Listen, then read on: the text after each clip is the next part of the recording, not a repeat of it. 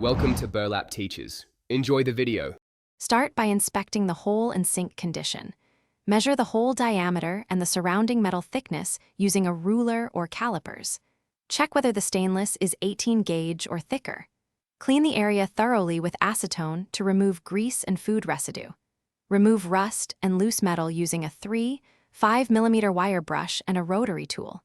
Sand outward at least 1 inch from the hole to bare metal. Decide between welding for holes over 1/4 inch or epoxy for smaller holes.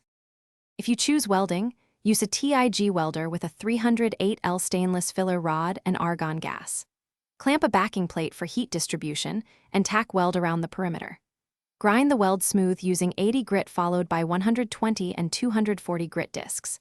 For epoxy, cut a stainless patch slightly larger than the hole and roughen both surfaces.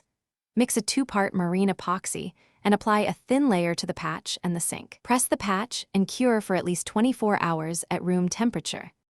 After curing or cooling, sand the repaired area progressively from 240 to 320 grit to blend with the sink surface. Use a Scotch-Brite pad oriented with the grain to refine the finish direction. If needed, apply a stainless steel polish and buff using a soft cloth until the sheen matches the rest of the sink.